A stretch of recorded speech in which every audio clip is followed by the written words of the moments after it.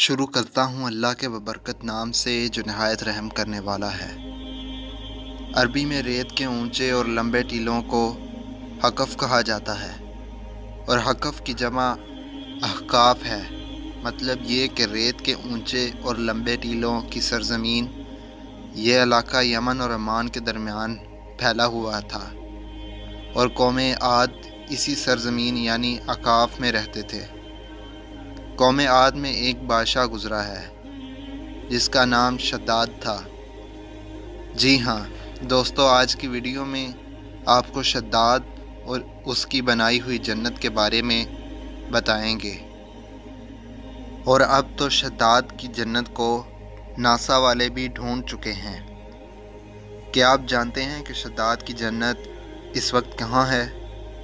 شداد کی جنت کا نام کیا تھا؟ آئیے آج کی ویڈیو میں آپ کو شداد کی جنت کے متعلق دلچسپ حقائق کے بارے میں آگاہ کرتے ہیں۔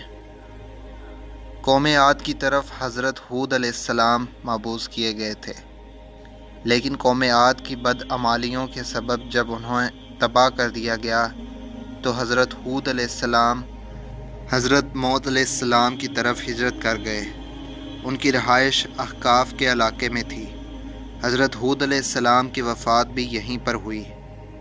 احقاف میں بسنے والی اس قوم نے بہت ترقی کی۔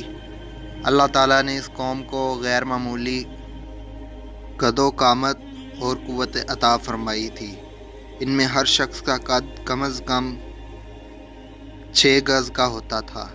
طاقت کا یہ حال تھا کہ ایک ہاتھ سے درخت کو اکھاڑ لیتے تھے اور بڑے پتھر کو بآسانی اٹھا لیتے تھے۔ طاقت میں ان کا کوئی ثانی نہ تھا، اس لیے یہ پورے یمن پر قابض ہو گئے۔ شداد اس قوم عاد کا بادشاہ تھا۔ شدید اور شداد 2 بھائی تھے۔ شدید کی وفات کے بعد شداد بادشاہ بن گیا۔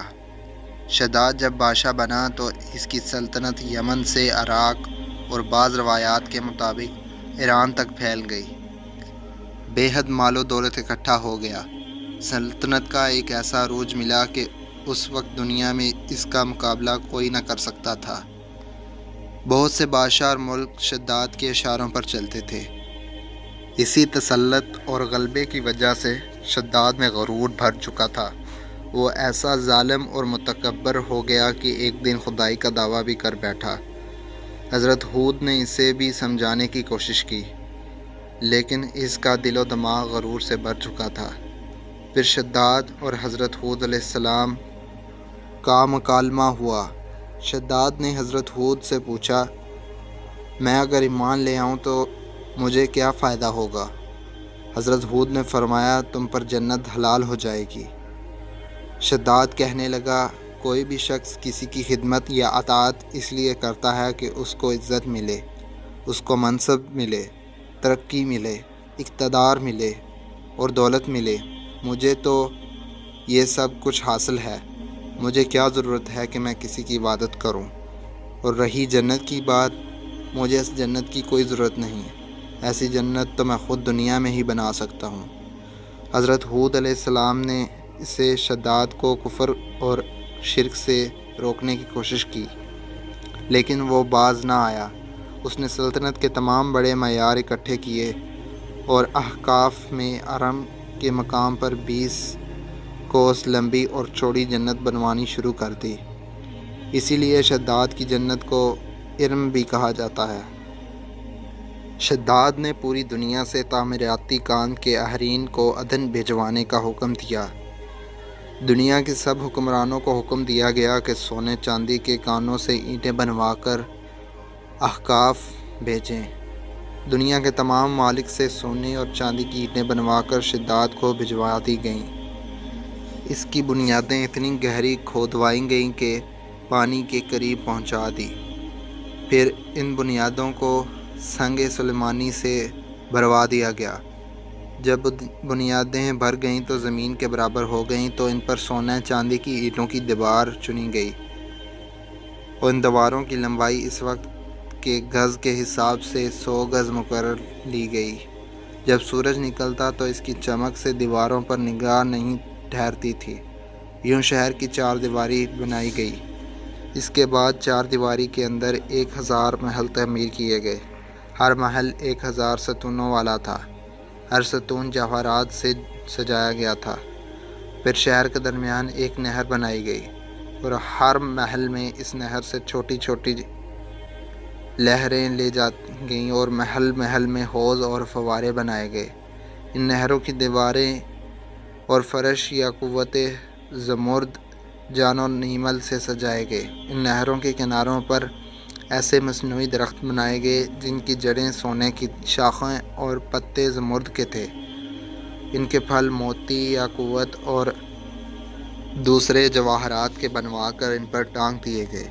شہر کی دکانوں اور دیواروں کو مشک اور زعفران اور امر و گلاب سے سٹیل کیا گیا۔ یاقوت جواہرات کے خوبصورت پرندے چاندنی کی اینٹوں پر بنوائے گئے جن پر پہرے دار اپنی اپنی باری پر آ کر پہرے کے لیے بیٹھتے تھے۔ جب تعمیر مکمل ہو گئی تو حکم دیا گیا کہ سارے شہر میں ریشم اور زردونی کے قالین بچھا دیے جائیں۔ پھر نہروں میں سے کسی کے اندر میٹھا پانی، کسی میں شراب اور کسی میں دودھ اور کسی میں شہد و شربت جاری کر دیا گیا۔ بازاروں، دکانوں کو کم خواب اور ظرفیت کے پردوں سے آراستہ کیا گیا۔ ہر پیشے کے لوگوں کو وہاں کام پر لگایا گیا۔ دنیا بھر بادشاہوں کے شداد نے پیغام بھجوایا کہ ہر ملک اپنے انوکھے اور خاص پھل میری جنت یعنی ارم بھجوا دے۔ 12 سال میں یہ جنت مکمل ہوئی اور تمام امر اور خلفاء کو منتقل کر کے دیا گیا۔ سارے انتظامات مکمل ہونے کے بعد شداد کو پیغام بھجوا دیا گیا کہ آپ کی ارم آپ کے استقبال کے لیے تیار ہے۔ شداد نے اپنے سب علماء کو ساتھ لیا اور پورا قافلہ بنا کر جنت کی طرف سفر کرنے لگا۔ راستے بھر میں وہ حضرت ہود علیہ السلام اور ان کے ماننے والوں کا مذاق اڑاتا رہا کہ دیکھو اس جنت کے لیے یہ لوگ مجھے اللہ کی عبادت کرنے کا کہتے تھے۔ جنت کے دروازے پر پہنچ کر بولا، یہ دیکھو میری قدرت، میری دولت، میری جنت، اس میں صرف مجھے ماننے والے ہی زندگی کا مزہ لوٹ سکیں گے۔ ارم میں رہنے والے سب لوگ شداد کے استقبال کے لیے شہر کے دروازے کے باہر آ گئے اور اس پر جواہر نچھاور کرنے لگے۔